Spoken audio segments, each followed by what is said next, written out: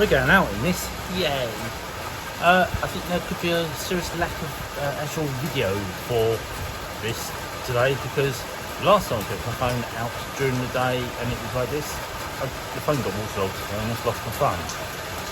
So I will do short bits and pieces of video and just progress on how incredibly wet I am. We have plans, we have things to do, we only have 2 days left. We're going to go and get very wet. The cars and vans are all covered in chrome and they're really shiny. This is the little onsen directly around the corner from the hotel, because I was going to go to the big popular one a few streets away, which is supposedly okay with tattoos. But I saw this, I saw a man entering and I went, would I be okay with tattoos? And he went, hold on, I'll ask. He went in, said something, and the woman sitting in the middle of the onsen on the seat went, yeah, it's fine. So I went in, paid my money and paid for a towel, and this really nice Japanese resident of the local streets took me through the whole process. I had an idea of what I was meant to do, but he basically went, take this, put your clothes in here, go here, wash here, do that, and went for the whole thing. A random stranger, completely naked, in a bathhouse with a 70-year-old woman sitting on a stool, randomly watching YouTube videos and being oblivious to the fact there was half a dozen naked men on one side of the thing and half a dozen naked women on the other side, with a screen down the middle, or a wall. And I went in and washed my hair, cleaned myself, and then laid in this extremely hot and perfectly temperatured bath and just dissolved for about half an hour. And then I left, and then I thought, that man was really nice, I should try and thank him, but I don't know how to. So I had a very quick idea. I ran to the local supermarket, I got a can of beer, and I ran back, took my shoes off, put them in the locker, sneaked back in, and as I walked in, the man standing there getting dressed and changed, and he looked at me like, what, you're back, what's the matter? I handed him a beer and he went, thank you, and smiled and bowed at me, and very nice and very polite. He spoke minimal English, and as much English as I spoke Japanese, but we managed to communicate the whole way through really well. It was good. One of the best experiences of my time in Japan. Can be pretty cocky at times, can't it? Look at that. They specialise in women. Symbol for a weaver. Kimono weaver.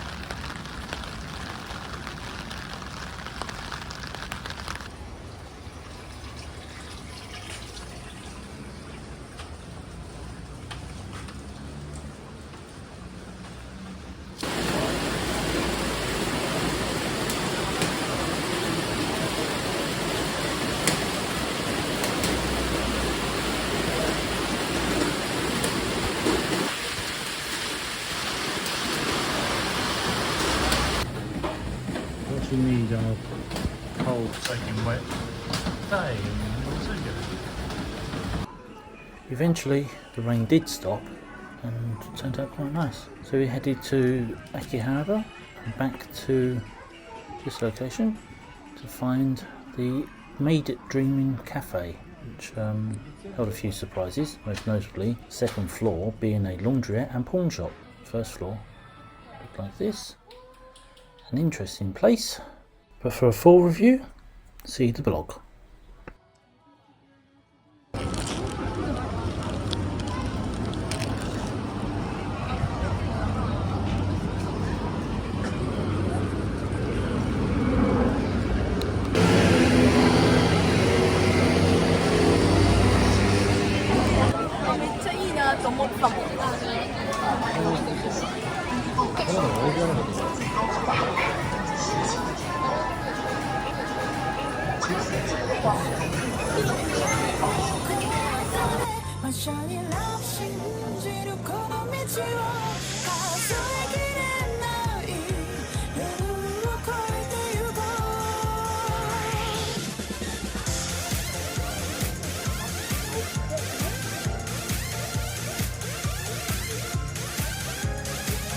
This was partly our fault for picking a Saturday for going, but this seemed to be 90% tourists. We wanted to see Japanese street fashion at its finest.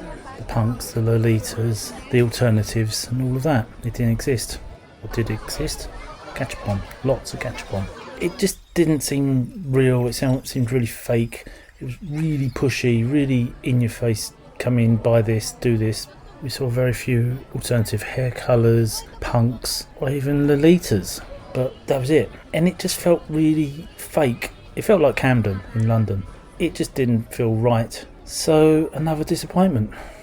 What more would you expect from our time in Japan? So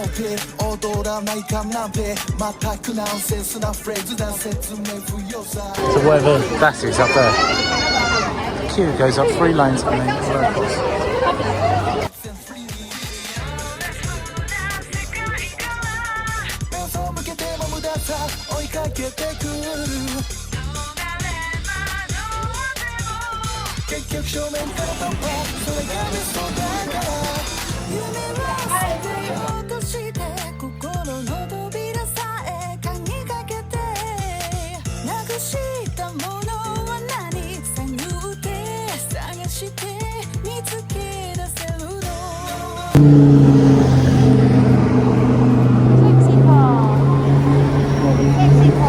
The Lamborghini.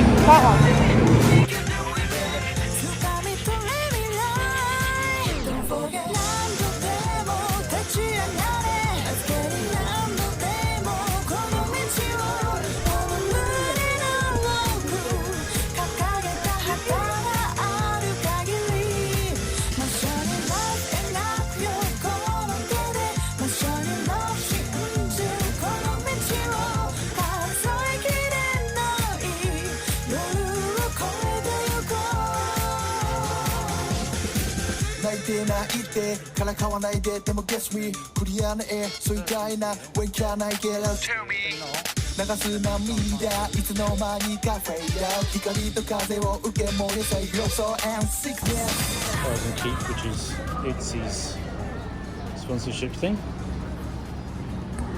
Well, it was.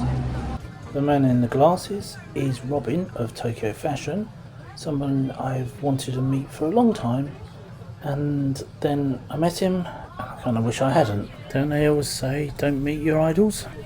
Case in point. This, however, Las Dos Caras, is possibly the highlight of the day. A fusion restaurant, nice drinks, good food, good fun.